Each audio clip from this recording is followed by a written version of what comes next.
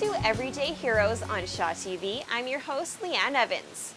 The daffodil is a sign of hope and renewal and has been a fundraising tradition for the Canadian Cancer Society for over 50 years. Today, we take a look into the Society and see how they are helping those battling cancer.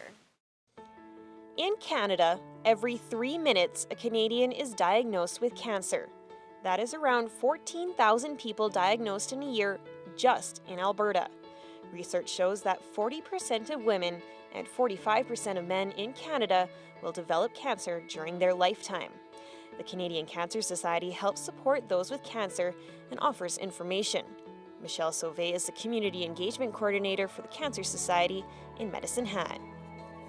As the Community Engagement Coordinator, primarily my work is to provide information and to support to newly diagnosed cancer patients and family, friends and loved ones. I also do a lot of work in advocacy and sit on a lot of committees and coalitions across the city as well. Michelle says it's important to offer information to those battling cancer because it can be difficult to understand and coping with the diagnosis can be stressful. When diagnosed with cancer, sometimes the focus is on the physical health, and we know that people have emotional health needs as well. And so we're here to try to connect people with others who've gone through that experience, who can hopefully provide them with some answers, some support, and maybe some hope for their future as well. When you first hear those words, and I personally have not, but I have family members who have, it sets your world into a tailspin. People talk about, almost a fog or a feeling like an out-of-body experience in some sense. And so to be able to be connected with something to ground you, somebody who's survived that type of cancer, a family member who, has also helped that individual, it can really offer people some hope, and it's just an opportunity to engage people and help them to think about their future.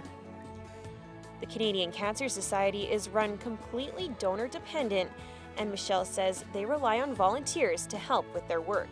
Throughout the year, the Society holds events such as Relay for Life to raise money for research. With our aging population, we know that more and more individuals will be diagnosed with cancer because as we get older, those diseases become more prevalent. But the good news is that more and more people are surviving cancer because of money generously raised in our community and communities throughout the country. We are able to do research to make cancer treatments less invasive and to prolong the life of individuals who have a cancer diagnosis. People say, why can't all the money stay in Medicine Hat?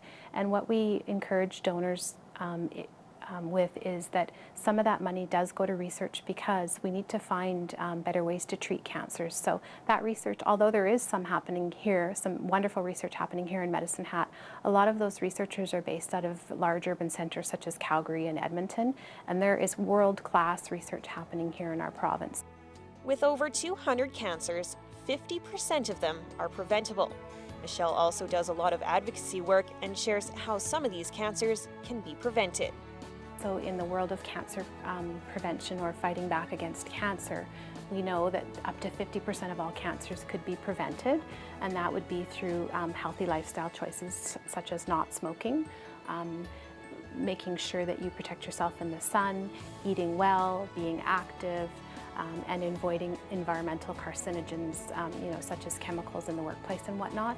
And so when we do our advocacy work, and it might be about increasing supports for caregivers across the country, that's an example that we're working on nationally. But it's taking the time to talk to people, telling them the statistics. For instance, did you know that we believe tobacco companies are targeting children and youth by making tobacco look like candy? And did you know that Alberta and Saskatchewan have the highest share of flavored tobacco youth use across the country? And did you know that at one point we had banned flavorings in tobaccos, but tobacco companies found a way around that and so made their product larger and can sell it again? So we spend some time engaging with communities and political leaders, and the media helps us. Then we ask them to take on a call to action. So that's what the advocacy piece is. It might be a letter writing campaign, it might be asking people to email their alderman, their MLA, their MP. Some of the movements Michelle helped work on in Medicine Hat is the complete ban of smoking in bars in 2007. Also, in 2011, she helped with the ban of smoking in vehicles with children under the age of 16. Currently, the province is working on a movement to ban the use of tanning beds for people under the age of 18. Michelle says that we have been very successful in our community with moving forward on ways to prevent certain cancers. And that's something that all residents of this region should be proud of, is that we've taken an informed stance and we've made a difference. So I think people need to know that they can be the change to make a difference. If they're informed and if they use the right language and the right processes, they can make that difference. Michelle hopes that through the advocacy work and research, we can create a world without cancer. Well, I joke that I want to someday tell my grandchildren that I was a cancer-fighting superhero. We know there's over 200 cancers, so there won't be one cure. There might be multiple ways to treat cancers and help them to be less invasive. We imagine that many cancers will be viewed as a chronic disease. We're realizing as more research occurs that how we treat cancers and new cancers is going to change in the next 25 years. So, as I said, my personal goal is to do whatever I can and within my power and with the tools that my work allows me to make sure that the healthy choice is the easy choice for Hatters and Albertans and Canadians. For more information about the Cancer Society, you can visit www.cancer.ca. Thank you for watching Everyday Heroes. Stay tuned because after the break, we take a look at a program helping immigrants with Canadian culture.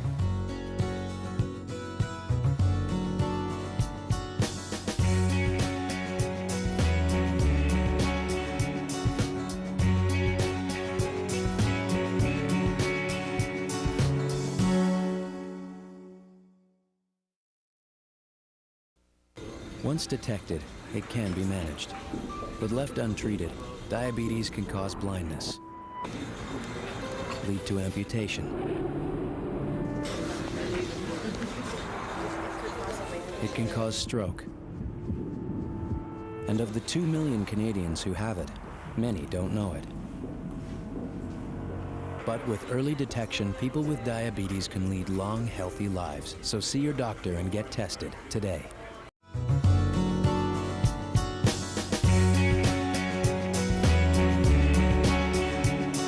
Welcome back to Everyday Heroes.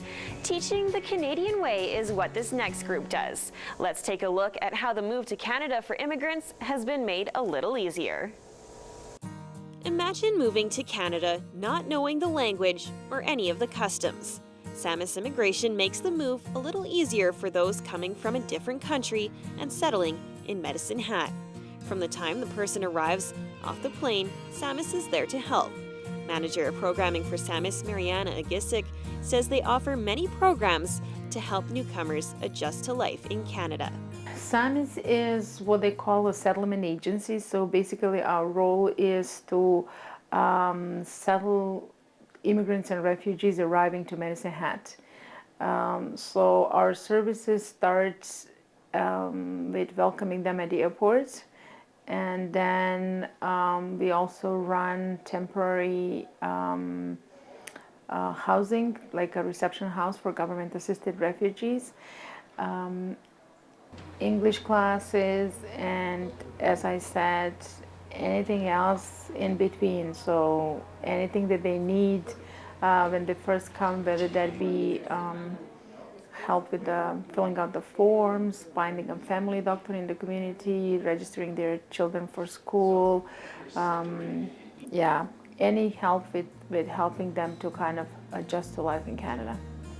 Saamis welcomes around 100 newcomers to Canada throughout the year, and they also help immigrants already established in Medicine Hat. Mariana says they also help government-assisted refugees. So people who are sponsored to come to Canada because of the hardship in their country and war going on or anything like that. But on the top of that, we also serve people who are coming through the family stream, like sponsored by their family members. We are also serving economic immigrants, like people who are coming as skilled workers or investors, business people. So from all of these categories, like the newly arrived immigrants will be about 100 people per year. On the top of that, we also serve people who are already here for, any amount of months or years. Mary Claude Bigra is the manager of settlement in Saamis and says having these programs is crucial to offer. I think it's important because everybody has questions, and especially when you're new to somewhere, it's kind of nice to have a welcoming agency that likes to help people and things like that. So I think it's really important that we have this organization here because we help for the newcomers, and when it's kind of different and difficult when they first come, so we try to help them as best as we can. I think some challenges that we encounter sometimes is during your process of coming to Canada and things like that and adapting, sometimes you can feel very anxious or have culture shock and things like that, so that may be kind of what people go through. So that, I guess, is a challenge, I guess, but we try to help them as much as we can with getting them accustomed to how Canada is and things like that. Saamis Immigration has plenty of volunteers to help with translating different languages. Kind of joke around here because we say that over the years, we serve the world because we had arrivals from basically every corner of the world, and quite often we get asked that question, how do you even deal with that, considering all of the different cultures and different languages in place and all of that. We do have quite a diverse staff that is working for Saamis Immigration. There's 16 of us working here at the agency, and a lot of the staff does speak another language or sometimes other languages, which helps us enormously. And they also, like a lot of staff, are immigrants themselves, like myself, and there are a few others who went through the process themselves, so they have, a great understanding. What is it all involved? Robert Ingram teaches the English program and says these classes go beyond the basics of learning English. It's designed for newcomers to Canada, so it's language instruction for newcomers to Canada. It's designed to teach basic English skills and also basic living in Canada skills. So everything from grammar to listening and speaking, pronunciation, up to things like banking or going grocery shopping or surviving your first winter in Canada. It kind of gives everyone a leg up. If you're arriving in Canada and you don't have the language skills needed to, say, find a job or even find a place to live, it kind of gives them that leg up. So when they do leave here after 1 year, hopefully they'll have enough English that they can at least get an entry-level type position. So hopefully in the future they're relying less on needing help from the government. Make them self-sufficient. He says helping these newcomers is gratifying. When you see people returning and seeing them being successful in their life in Canada, when you see them come back and they're proud to say, I've just purchased my first vehicle, or I've been working at the same job for a year, I'm planning on buying a house. It's kind of that reward we get. It's, yes, you're helping people, but it's also a little bit selfish that you get that reward of seeing the people being successful. So that's probably how we help in the community. For more information about Saamis, you can visit their website at www.saamisimmigration.ca. Thank you for watching Everyday Heroes. We'll see you next Tuesday at 6:15 p.m. right here on Shaw TV.